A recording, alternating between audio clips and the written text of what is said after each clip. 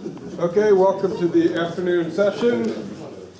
It's a pleasure to have Nick Salter from the University of Chicago, and his title is Smooth Plane Curves and the Map and Crest Group.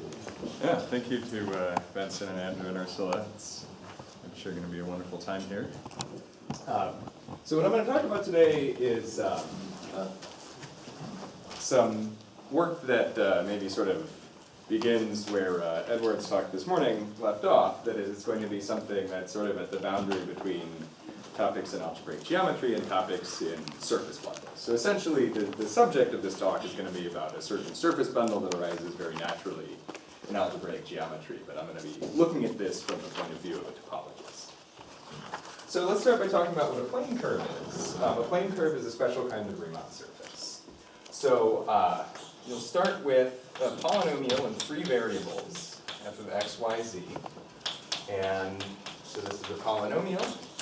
And let's say that it's of degree d, and let's say that it's homogeneous. Over C. And so associated to such a thing, we can look at the vanishing locus inside projective space, so three variables here, it's inside CP2, and such a thing is called a plane curve.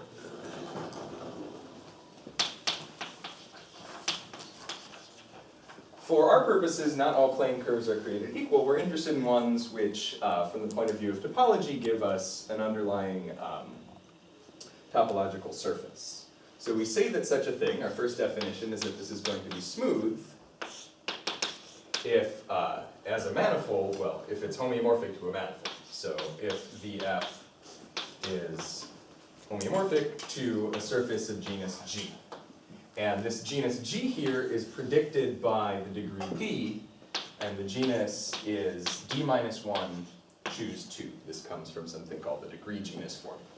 So a first observation here is that plane curves are very special to a topologist in that they don't occur in every single genus. So genera in which these curves do appear, 1, 3, 6, 10, the triangular numbers. So there are no plane curves in genus 4, for example. I have a small question, because I think you used their homeomorphism. Oh, I suppose you didn't mean that, right? Homeodifio. Because, well, you can have a singular curve in the conventional sense of the word. There's still homeomorphic to it. That was also my question. Okay. Yeah. Yeah, maybe it's I an was algebraic. unaware of a certain subtlety here. This was only sort of a working definition for the topologists in the audience. If you want It is diffio. Yeah, if you say diffio, it should be okay, because it won't have a smooth structure. Yes, this is diffio. Okay. No, but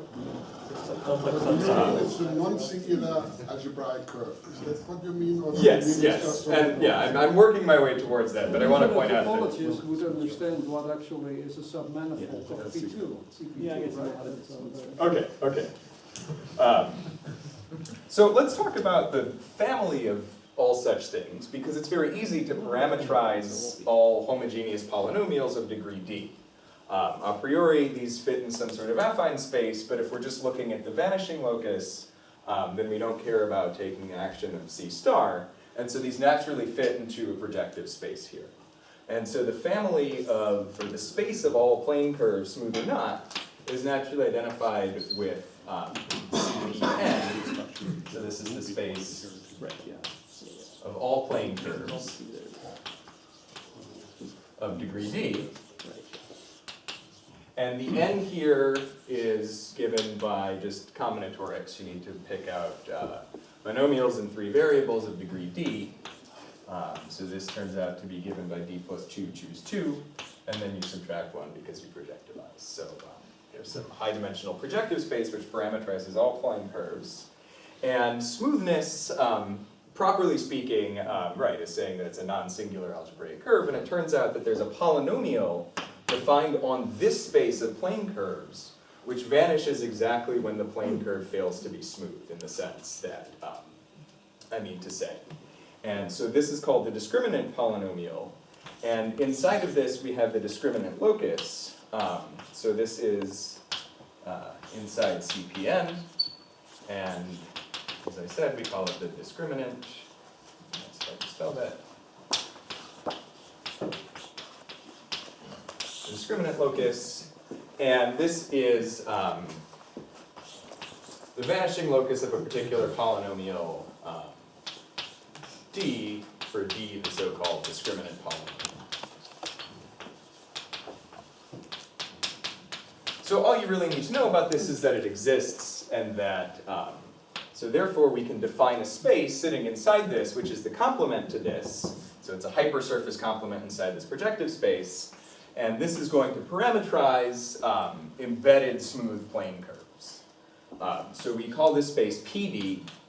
And so this is this large projective space parameterizing all smooth curves, and we remove the non-smooth ones. And so we call this the universal family, or I guess this isn't really the universal family. I'll call this the parameter space of smooth 3D plane curves. You might be tempted to call this a moduli space. I think properly speaking, a moduli space would refer to taking this space and then removing the data of the embedding, modding out by a PGL3 action, but this will be inessential for what I'm talking about. So this is our parameter space. So do you want it to be, oh, sorry. So the one sort of essential thing about this is that this is the base space of a surface bundle. It's the base space of the universal plane curve of degree D. So let's set this up here. So sitting over PD is this universal family, which I'll call XD. And this thing sits inside the product of CP big N times CP2. And so this is just your tautological family here. And then the fiber here, some point, or some curve X, is just the embedded plane curve corresponding to the point in the projective space here. And so this is the object that I'm going to be interested in. And I'm going to ask maybe the first question that a topologist would ask when handed a surface bundle, and that's the question of what the monodromy representation is. So let's talk about monodromy very briefly. So associated to any surface bundle, topologically, there is a monodromy homomorphism written rho, and I'm going to call this rho D because implicitly it depends on the degree of the polynomial we're considering. And this is a homomorphism from the fundamental group of the base space, which in this case is PD, and it's valued in the mapping class group of the fiber, which I am going to write mod sigma G, particular modular group. And so, since we haven't seen this conference yet, let's briefly talk about what this is. This is some sort of a parallel transport map. That's the intuition that you want to have. The idea is you pick a particular base point, and you, this is meant to be our base space here, so sitting over this you have a fiber, you pick some identification of this with a reference fiber, and associated to a homotopy class of loops in the base, you can patch together a sequence of local trivializations which allows you to come up with a diffeomorphism, identifying your fiber to itself after you transport around this loop.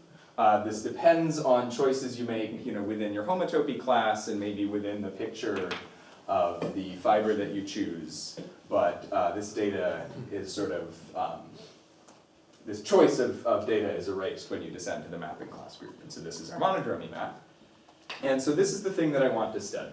So the fundamental question of this talk is to describe, or I guess if I'm formulating it as a question, it should be what is the group gamma D, which is not the gamma D from either of the two previous talks. What is gamma D, which I'm going to define to be the image of rho D as a subgroup of the mapping class group. So this is the question that I want to study. And now there's a third notation for the mapping class group, mod sub G. Oh, yes, okay. I'm just going to keep racking them up here. See how many I can get through in 45 minutes. Right, okay, so here's the question I want to study. You have smooth plane curves, and you just want to know how many mapping classes can I realize by just kind of taking a real one-parameter loop inside the space of plane curves. So the first thing that you might do when handed something like this is try and approximate the answer. So here's a sort of approximation. Standing too close to the board here.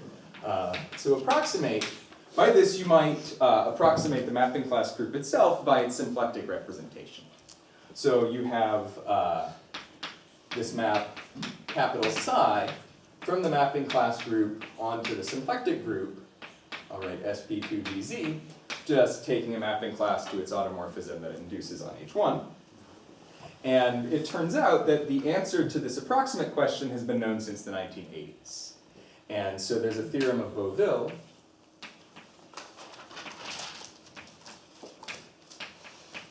which tells you what the answer is here. And there's two cases, depending on the parity of D. So when D is even, it turns out that the image of gamma D, so the image of this monodromy inside the symplectic group, it in fact surjects. Not introduce alternative notation for SP. Is there a question? D was? D is the degree of the polynomial that we're starting at, or the degree of the plane curve, yeah. And for odd degree plane curves, you don't quite get the full symplectic group. You get a finite index subgroup, which I will notate as SP2GZ, and then I'll put in brackets here Q. So as the talk goes on, hopefully the choice of notation here will become more clear. For right now, let me just say a few things about this without really actually defining what this group is just at the moment. So the first thing you need to know about this is that this is finite index. And the second thing is that sort of the picture you should have in your head, if you know what this means, and I'll explain more about this as we continue, this Q here is a spin structure. And this group here is the stabilizer of a spin structure. And so that's what this group is, and then we'll understand more of this as we continue. So are these surface bundles then spin for the, if D is odd? Yes, that is in fact true, yes. And what's the R invariant of the spin structure? I believe it depends on the degree, but I don't actually know kind of what the answer is. The beams used to be thin, the beam Okay. So the sort of moral of this is that the image inside the symplectic group, regardless of the degree, is always finite index, and in fact, half the time it's as large as could possibly be the answer. So a natural question to follow this up is Beauville's obstruction, which only shows up half the time anyways, namely needing to preserve the spin structure, is this the only obstruction? So for example, for even degrees, Beauville gives no information about any obstruction. It's possible, according to Beauville's theorem, that any mapping class at all could arise in the image of the monodromy of plane curves. And so I want to address this by formulating a theorem, which essentially says that Beauville is not the only obstruction to having a mapping class be in the image here. And so the theorem is that for D at least 4, D4 corresponds to genus 3. So this is the first case where we're dealing with higher genus surfaces. For D at least 4, there is a finite index subgroup, which I will again just introduce this as notation and then explain what it means as we go on. So this is mod G brackets phi D, such that this image of the plane curve monodromy is contained in this subgroup here. So this is only as interesting as knowing how large this subgroup is. You know, for instance, if this happens to be the full mapping class group in disguise, this isn't very interesting. But there's more to this, and this says that for D greater than or equal to 6, this is always a strict subgroup of the mapping class group. So for D at least 6, the containment, so on the one hand you have gamma D sitting inside this subgroup here, mod G phi D, and then the containment sitting inside the pre-image of what Beauville tells you the image is contained in the symplectic group. That containment is strict. So this is the one I'm interested in here. So subset of psi inverse of psi of gamma d. So this containment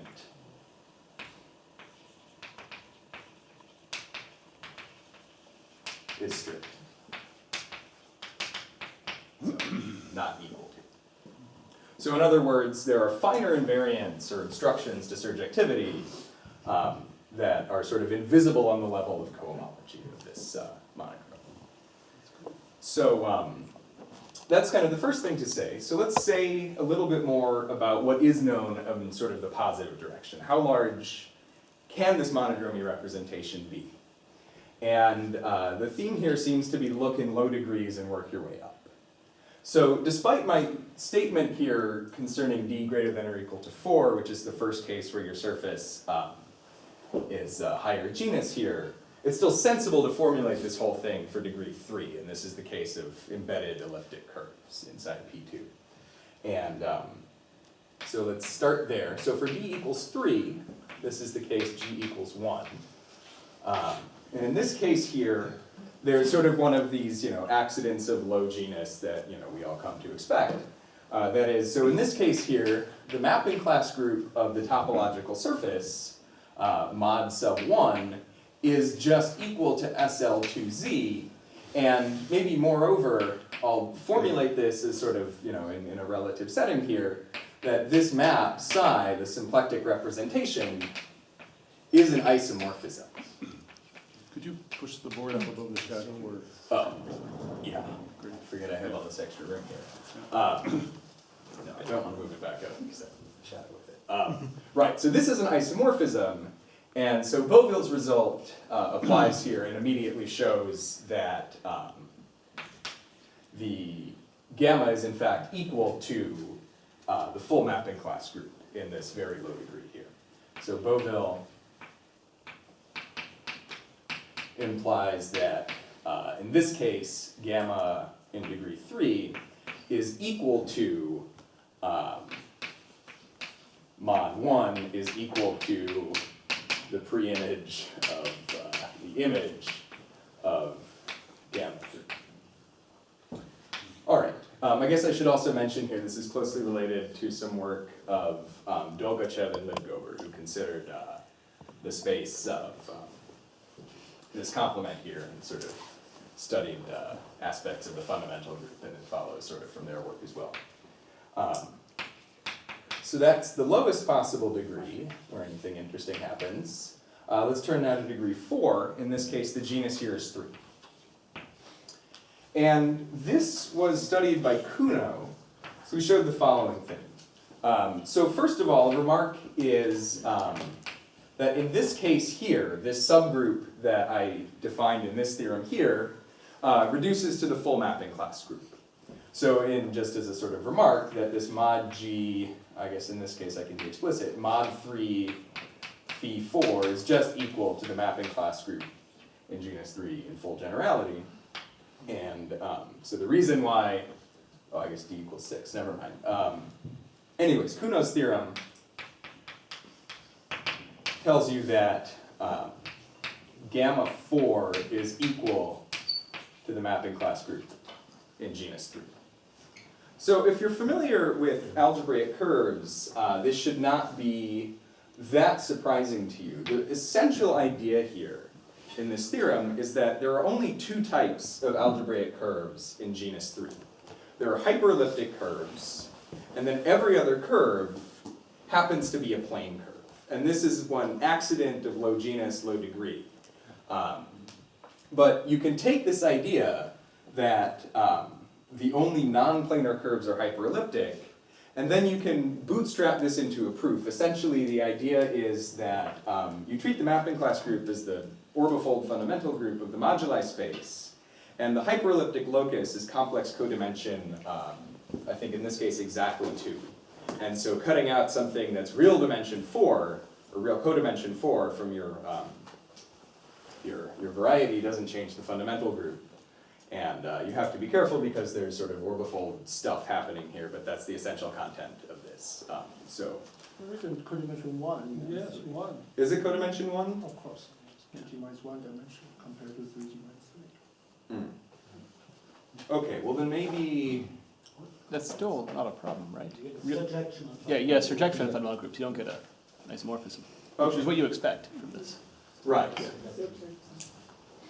Yeah, okay, in any case, maybe the intuition is maybe not exactly what I just said it was, but the essential thing which makes this method work in this degree is this dichotomy between planar and hyperelliptic, and that's a special thing that happens only in this degree. So let's ask the next natural question. D equals 5, and in this case, the genus is equal to 6. And so this is the second theorem of mine, is to compute this image completely in the case D equals 5. And what I show is that this very sort of embryonic pattern, which is starting to emerge, continues. In a sense, without writing a precise statement here, the theorem is that the image is as large as it's allowed to be by whatever obstructions are known to exert their control here. So let me write this down a little bit more precisely. So gamma 5 is equal to mod in genus 6 of this phi 5 thing. So let me tell you about what this group is in the case D equals 5. In this case, this is a spin mapping class group. There's a particular spin structure. This is odd degree. And so Beauville says that there is some spin structure hanging around. And in this case here, mod 6 phi 5 is the stabilizer of, it turns out to be a spin structure of odd parity.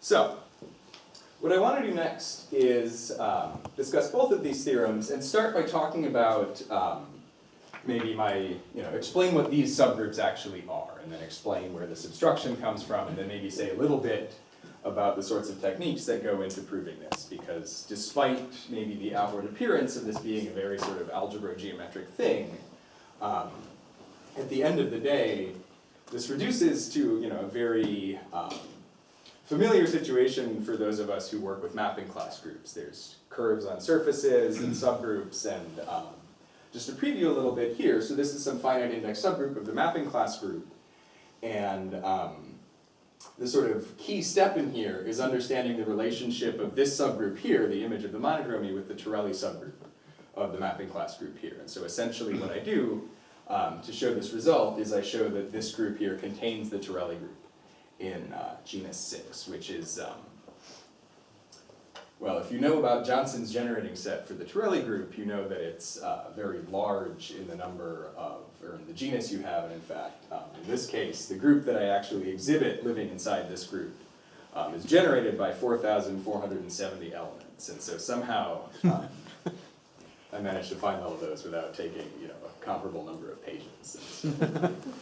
So, okay. Do you really need that many generators, or? Oh no, I mean there's vast reductions. I think Andy has maybe the best known generating set. It's now cubic in the number of generators, and you know that. Cubic in the genus. Yeah, sorry. G words, right? Anyways, yes. Yeah, so it's far from optimal, but it turns out that Johnson's generating set is better adapted to the sort of picture of the surface that I can build. So that's why I use Johnson. Okay. So central to all of this is spin structures and related ideas. So I want to say something about that.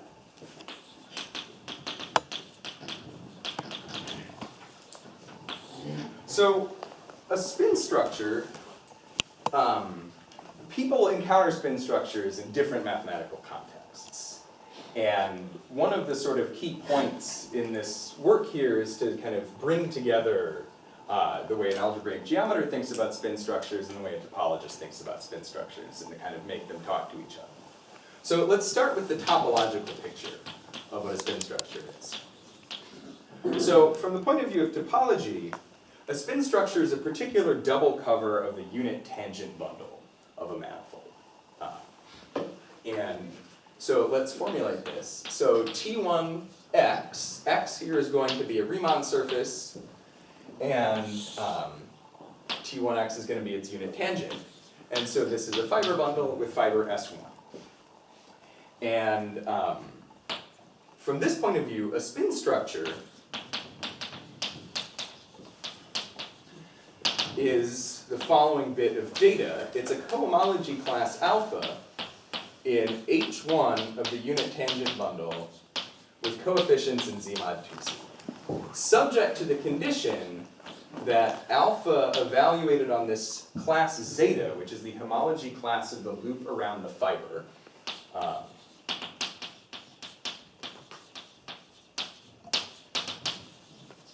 that this has two options. It can either go to 0 or it goes to 1, and I want to insist that it goes to 1.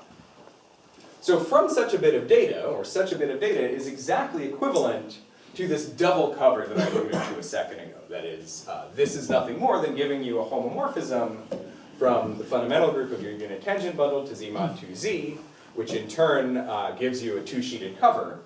And this condition that the cohomology class evaluate to 1 on the fiber tells you that when you restrict this covering to the fiber, you see the connected two-sheeted cover of S1 as opposed to just the disconnected. So this restricts, or I guess it is exactly equivalent to, let's say, the data of a two-sheeted cover of T1x with connected fiber. Connected pre-image of S1. Okay, so this is the spin structure topologically. Let's talk about this from the point of view of algebraic geometry. So here, X is again going to be a Riemann surface, and what it has, now that you're talking about it as a Riemann surface, is that it has a canonical bundle, which is a holomorphic line bundle on X, which the underlying topological two-plane bundle is the cotangent bundle. This is the bundle of holomorphic one-forms on X. So Kx, the canonical bundle, and so Kx is isomorphic to T star X as R2 bundles. And the important thing about formulating this in this setting here, this is a canonical bundle, it's a line bundle, and line bundles have a group structure on them, where the multiplication operation is given by tensor product, and the inverse operation is given by taking the dual of the bundle.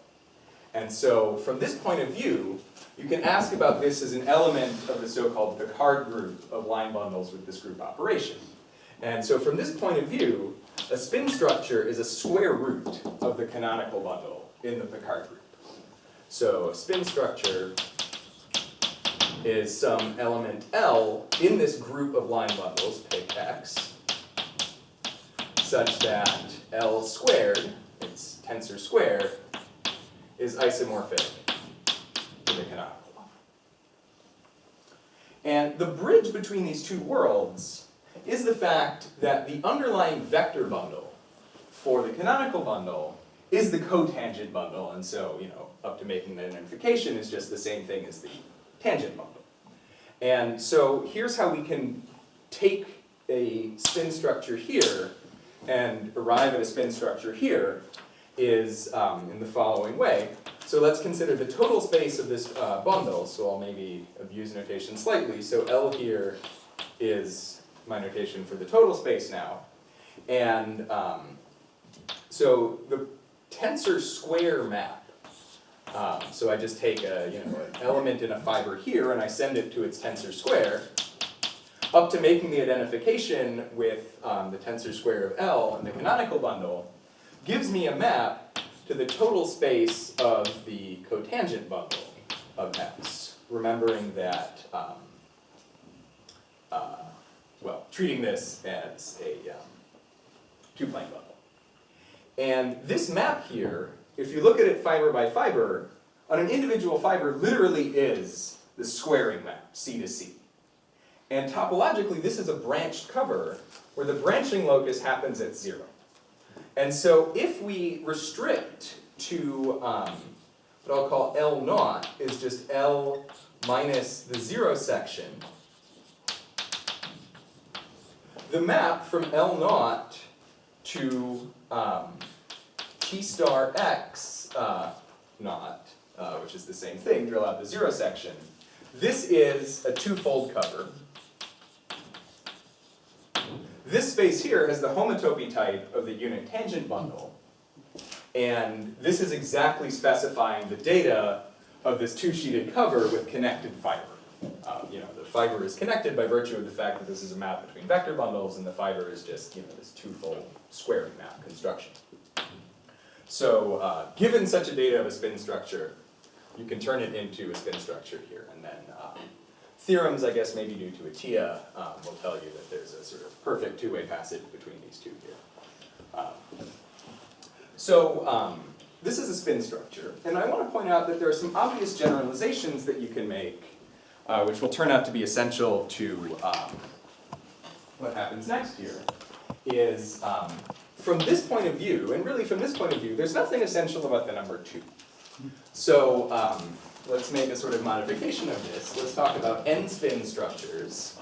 And an n-spin structure is nothing more than an element of H1 of the unit tangent bundle with Z mod nz coefficients, which will give me an n-sheeted cover with connected prefixes. And the only modification here is just to take an nth root of the canonical bundle. So this turns out to be kind of the source of the obstruction which Beauville doesn't see when you descend to cohomology. So let me explain how this works here. And to do that, I'll need to invoke a tiny bit of actual algebraic geometry. And so let's consider the situation of X being a smooth degree plane curve inside D2.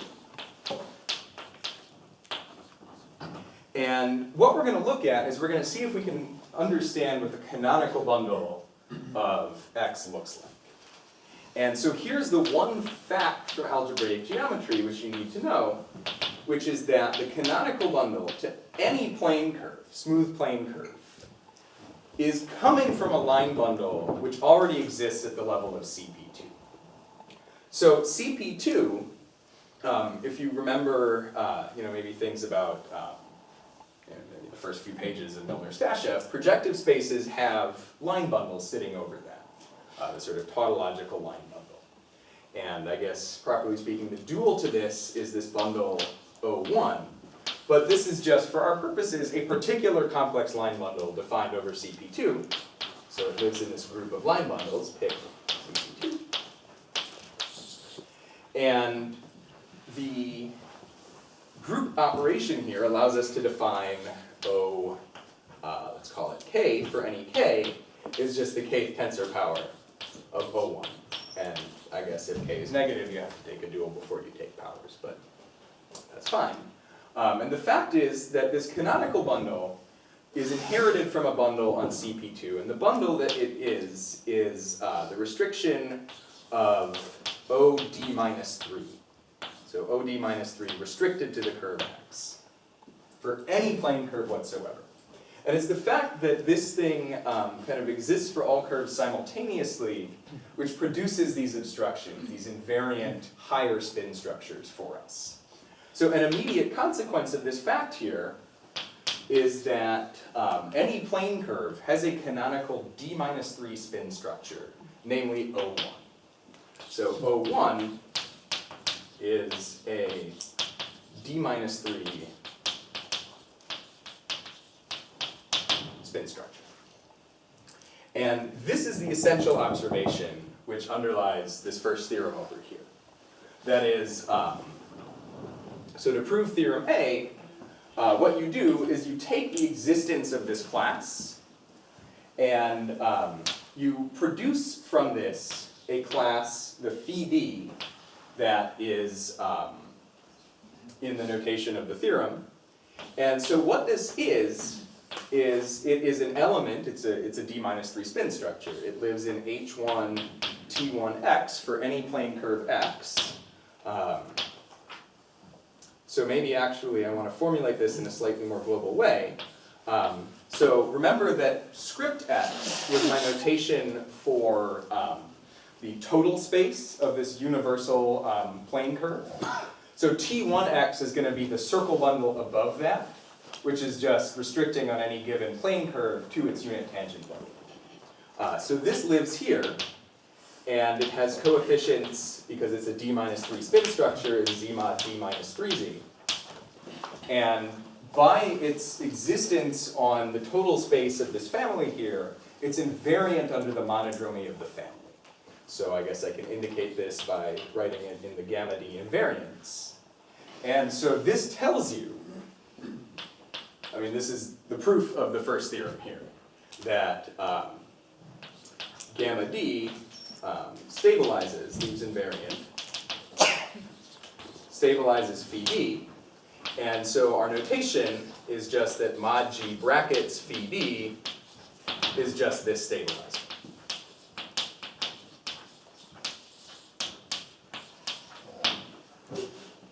So to finish off the theorem, you have to show that this containment is not strict. I won't talk about this here. It's not especially hard. You essentially just have to find certain Dane twists which live in this pre-image but which don't live in this image here. And there's some nice mathematics due to Dennis Johnson and Stephen Humphreys that allow you to give a much more sort of curves on surfaces picture of what a generalized spin structure is doing, and that sort of allows you to understand this well enough to show that this containment is not strict.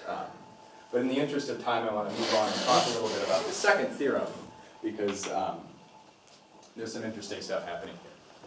So for the second theorem, I want to sort of draw a schematic of the different ideas that feed into this. And I think maybe to do this, I want a full board.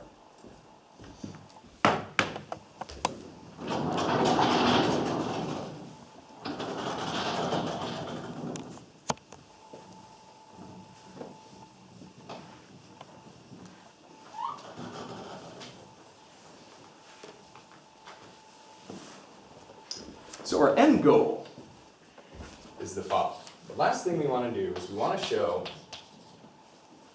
that gamma 5 contains the Torelli group in genus 6. So this is probably well known to many of you, but the Torelli group is the kernel of the symplectic representation. So this is our ultimate objective. So why does this suffice to show that gamma 5 is in fact equal to the stabilizer of the spin structure? Well, this is going to be due to the fact that Beauville has already computed the image of gamma 5 under the map psi. And so when you're in a situation like this, what Beauville showed is that this group and this group have the same image when you project under psi. So if these two have the same image, then the only way they could fail to be the same group is if their intersections with the kernel are different. When you wrote equal psi, you meant equals kernel of psi? Yeah. So this right here is Beauville's work, explains that this is sufficient. And so how do I show that this contains this? Well, here's where I use this finite generating set for the Torelli. So Johnson's work provides a finite generating set for the Torelli group. And so what I do is I exhibit each of the generators in here. So how do I go about doing this? Well, this is where some interesting and very deep work in algebraic geometry is something that I'm able to take off to the shelf and sort of turn into a mapping class group problem. So there's work of the algebraic geometer Michael Werner, which gives a presentation for the fundamental group of the space of smooth plane curves. So pi 1 of PD. And this is really a remarkable thing. It's very much in the spirit of Zariski's work, where he sort of found the braid group arising naturally in some algebra geometric context. This presentation looks a lot like the standard Artin presentation for the braid group. And so this is really the thing that allows me to understand this. And there's a few more pieces that you have to put in here. So say I have a presentation for this, and hopefully I'll be able to give you a picture of what this looks like in a second. So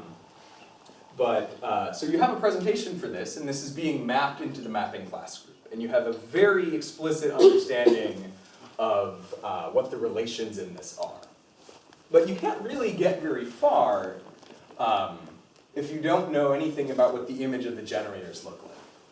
And so this is where you use a little bit of algebraic geometry in the guise of Picard-Lefschetz theory to understand that generators for this space are really mapping to actual explicit Dane twists. They're not sort of sent to arbitrary mapping classes.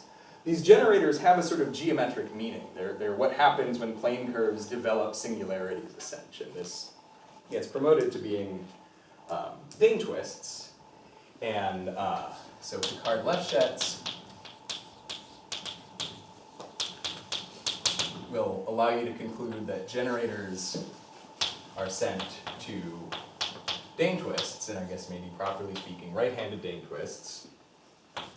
And so the last thing you have to do is you have to start sort of building your picture of what this subgroup looks like. And the way you do this is you use the relations that Lena gives you to actually explicitly determine which Dane twists these are. Obviously you have to homeomorphize them. So these relations determine the topology of, I'll write it this way, the set of curves in the image. So here we have Dane twists coming from generators, and you can ask about, what is the collection, what is the topology of this configuration of curves? And this turns out to be completely determined by the relations in Lena's presentation.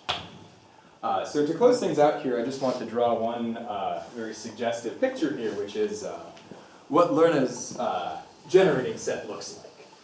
And I find this kind of fascinating because it seems to be so well adapted to the sorts of relations that people really understand well in the mapping class group. So here's what this looks like. So Lena says that gamma D is a quotient of a right-angled Artin group on a certain graph. So this is the graph I'm drawing here. It's a square grid of d-1 by d-1 vertices. And this is opposite to the usual conventions. Here, non-adjacent vertices commute, and adjacent vertices don't commute. And then some of the extra relations are that adjacent vertices satisfy the braid relation. And the other relation, which turns out to be quite important, is in each of these triangles here, there's a relation among three vertices, which I call hyperbraiding. And this, very briefly put, is just that ABCA is BCAB. And between the braiding, the commutativity, and this hyperbraiding, there is one and only one collection of simple closed curves on the surface of appropriate genus, where all of the Dane twists satisfy the relations that you're told they are. And so I'm happy to talk more about what this looks like, but that's where I should stop.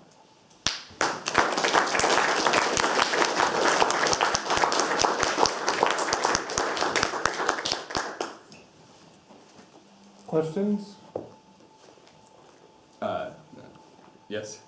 So I guess you can really do this for other base surface. For example, you take P1, CP1 times CP1. So you apply your junction formula to the canonical bundle. If the bi-degree of curves they are both even, then you'll get again a two-spin obstruction. Does that sound right? So I've only looked at curves in P2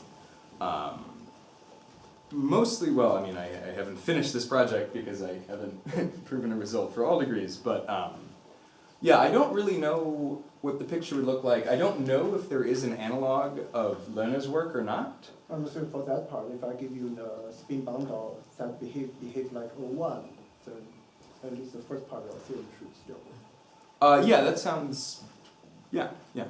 I mean, there's nothing, right, it's exactly just the existence of this root that, yeah. So the conclusion is that this presentation of Learner is in fact a presentation of the of this subgroup of the mapping class group. No, this map, rho D, from the fundamental group of this space into the mapping class group is known to fail to be injective. This was, and have a large kernel. This was actually the main theorem in this work of Kuno that I mentioned. They showed that the first kappa class vanishes in the pullback. And so that implies that there has to be a large enough kernel to sort of cause this relation to vanish. Aren't there also a couple other relations in Luna's presentation? Oh, yes, right. Yeah, I neglected to mention those. These three relations are the only ones I'm using to determine this configuration of curves. But there are two other relations that are analogous to the difference in the presentation for the braid group in the plane versus the Riemann sphere. They're sort of global and have to do with modding out by sort of large words in all the elements. So sorry, you use these relations to construct some generators, and how many do you have to construct? You want to hit all of gamma 5? Right, well I want to hit, sorry, not quite. You want to hit the whole Torelli group, or? Yeah, I want to hit the whole Torelli group. And so these generators don't live in the Torelli group, you have to find products Right, of them. yeah, I mean, so there's a lot that I haven't said here. How large is Johnson's generating set in this case? 4,407. You do it case by case? No, there are two families of cases, so ultimately there's 8 cases, but they're all kind of, there's 2 families. It's very simple.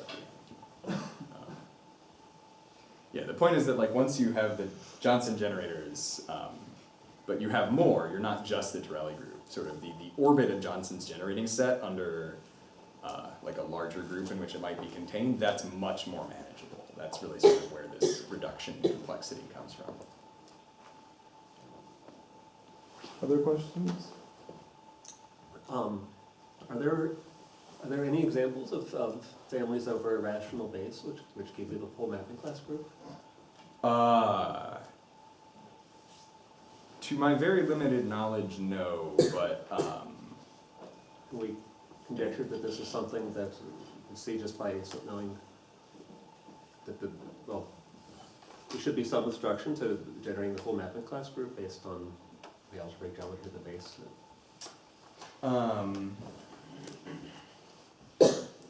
Yeah, I don't know. I don't know enough of the sort of algebraic geometry side of this to speculate on this profitably.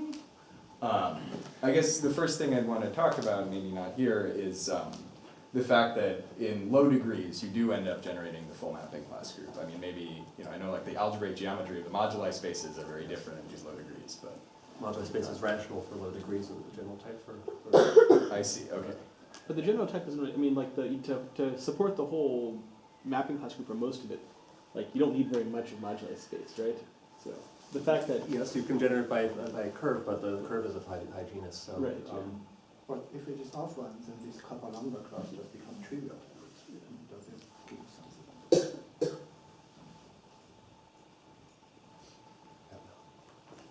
Okay, other questions?